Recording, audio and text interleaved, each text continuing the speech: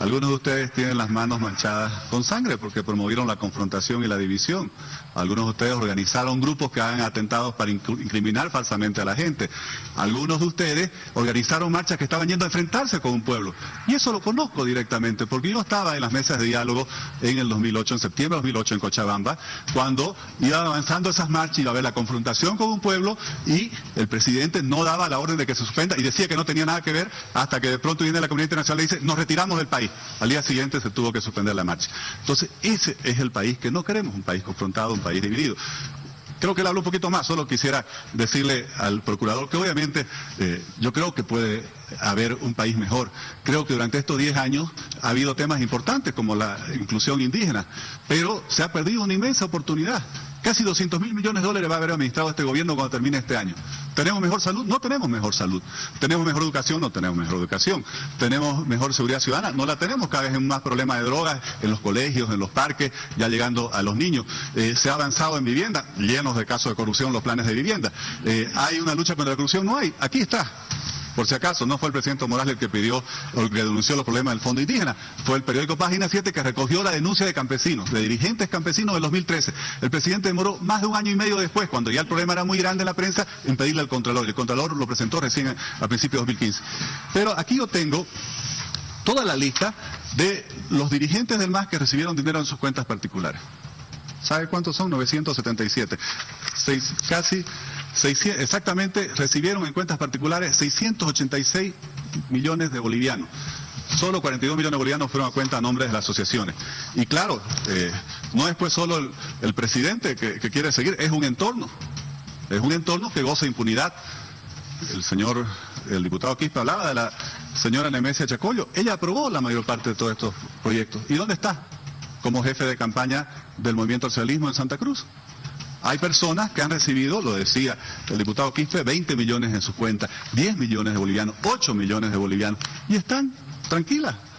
Parece que a los que perdieron peso dentro del MAS los han mandado presos. Entonces, no es que hemos mejorado mucho, procurador, no es que las cosas son distintas, estamos cayendo en los mismos vicios que antes.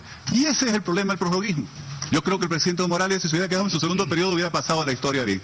Pero este prorroguismo, quizás por presión de los entornos, quizás por presiones de la gente que quiere usar su nombre para obtener contratos, es lo que está destruyendo y va a terminar destruyendo este proceso político. Fue el presidente Evo el que paró la marcha que se dirigía a Santa Cruz. No lo voy a decir como usted dice, cuando algunos de ustedes, cuando esos grupos terroristas estaban preparándonos para recibirnos a bala y ensangrentar el país. Si hay un hombre que ha mantenido la paz, la igualdad y la unidad en Bolivia, es el presidente Evo Morales. Y un día toda esa historia va a ser contada y los verdaderos actores han de ser identificados. Correcto, muchas gracias. Yo lo he visto al senador Ortiz. No reconozco a nadie. Entre diciembre y enero, decir que el referéndum no es democrático. Le dije en varias oportunidades que me defina democracia, pero no puedo hacerlo. Entonces yo quisiera que nos explique por qué diciembre, enero, dice que no es democracia el referéndum. ¿Por qué en febrero ya él se ubica en seguir desde el Twitter y repetir todas estas denuncias falsas, toda esta repetición de infamias que se han presentado, siendo que la democracia a usted le ha permitido, por ejemplo, pasar de gerente de CAINCO a trabajar con Tuto Quiroga, luego con Rubén Costas, luego con Doria Medina y luego volver con Doria Medina? No voy a perder tiempo en la provocación del ministro Siles porque aquí se está tratando un tema muy importante. Y no es democrático, tiempo, por favor. Y no es democrático, lo repito una vez más. No es democrático porque hay dos personas que están abusando de su poder para hacer cambiar la Constitución a su conveniencia. Eso no es democrático. No es democrático porque hay dos personas y su entorno que están abusando del poder para utilizar todos los recursos del Estado, las radios estatales, la televisión estatal, los vehículos, los camiones, los aviones, todo el tiempo de los ministros, que oficialmente son los jefes de campaña, en buscar cómo seguir en el poder, cómo pensar en ellos mismos. No es democrático porque cuando uno jura un cargo, y el presidente lo hace, todos lo hacemos, lo primero que hace el presidente, que es el principal responsable político, público de la nación, el jefe de Estado, es cumplir y hacer cumplir la Constitución. Entonces, cuando hay una norma, cuando hay una ley, y uno se ha electo, se ha elegido con esa ley, tiene que respetarla. Él se eligió sabiendo que solo podía estar un periodo más. Ya se metió uno de contrabando la gestión pasada, que sin referéndum se prorrogaron un periodo más. Ahora quieren acomodar la Constitución a su antojo. Están desconociendo lo que ellos mismos juraron.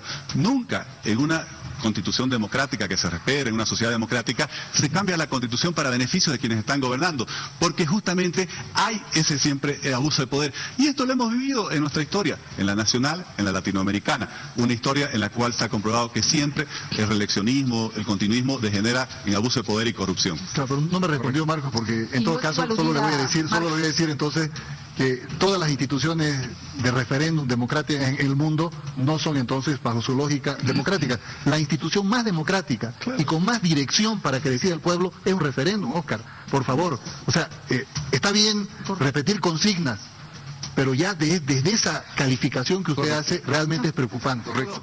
Que me sirva para aclararle esta pregunta al ministro Sila. Aquí está un decreto aprobado por el presidente Evo Morales, el decreto 0181. En el artículo 63 habla de la modalidad de contratación por excepción. Después en el 65 las causales de la contratación por excepción. En el artículo de 67 habla de emergencia. Después habla de la contratación directa. Y aquí está el SICOE. Este es el contrato. ¿El SICOE? SICOE es el sistema de contrataciones estatales. Es el contrato que suscribió Comibol por el montaje de planta industrial de sal de potasio. Aquí está, contratación directa, se lo puedo prestar, lo puedo imprimir, está en la página web. La pregunta al procurador, ¿por qué han vuelto que las reglas sean las contrataciones por excepción, que las reglas sean las contrataciones directas y la excepción serán las licitaciones? O sea, se contrata sin competencia y sin transparencia, en relación directa, que es lo más peligroso, que es lo que más abre camino a la corrupción entre el funcionario público y el funcionario privado. En todo país del mundo, estimado Oscar, existen procedimientos excepcionales para contrataciones por diferentes tipos de requerimientos y por diferentes condicionamientos legales.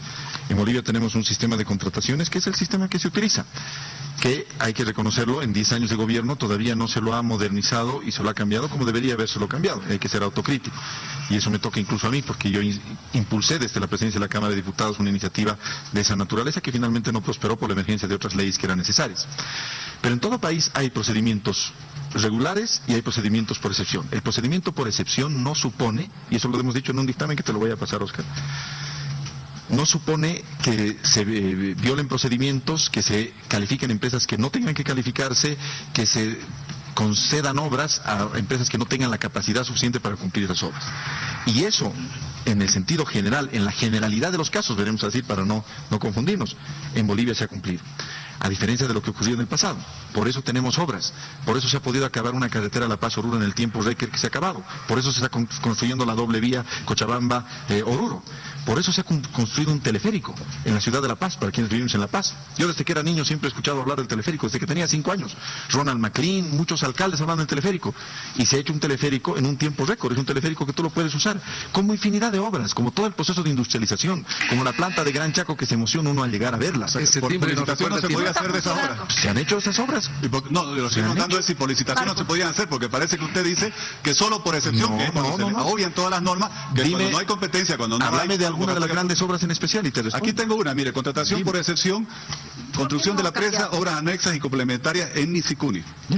¿Sabías que Misicuni es otra de las obras de las que yo escuché hablar desde que era niño? Puede ser. Me imagino que tú también. ¿Y sabes cuándo se ha hecho ahora? Se ha hecho hoy, ahora. Anda y ve la presa que existe. ¿Y cuál era el problema para hacer la licitación?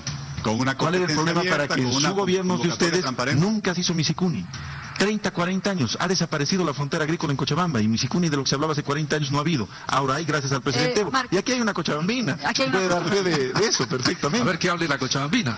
Yo quiero decirle a Héctor, al procurador, que para mí ha sido un privilegio en ese momento de gran crisis política y de la crisis terminal del sistema de partidos anterior, participar en el proceso de transición hacia la elección del 2006.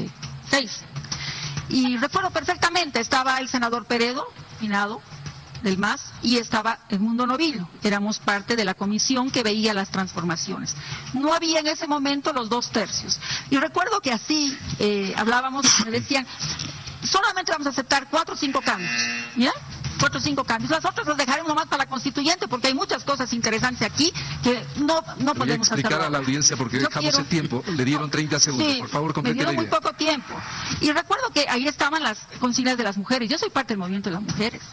Yo he sido parte de esa conquista democrática progresiva donde ya la paridad era parte del horizonte estratégico de transformación que impulsábamos las mujeres, en un pacto multipartidario, ¿ya? Y eso ha sido hasta el momento de la Asamblea Constituyente. Son conquistas que le pertenecen a la sociedad, no pueden ser apropiadas por una sola persona, que además de vez en cuando le salen los gafes autoritarios y machistas. Pero más allá de eso, yo no quiero entrar, simplemente quiero decir que soy una enemiga el culto a la personalidad. Yo siempre llamé la atención, o se me llamó la atención la evomanía, pero ya pasar de la evomanía a la evolatría es un proceso muy complicado. Yo admiro a presidentes progresistas como Mujica, que dice la reelección indefinida es monárquica. Lo que dice Lula, que está mal parado hoy en día, cuando un líder político empieza a pensar que es indispensable y no puede ser sustituido, comienzan a hacer una dictadura. Y así hay muchísimas cosas. Admiro al presidente de Costa Rica, que ha prohibido que aparezca su imagen en todos y cada uno de los pósters y en las oficinas, porque Costa Rica es uno de los países más institucionalizados, donde más allá de las personas están las instituciones, y por eso es que tiene los índices de calidad democrática más altos.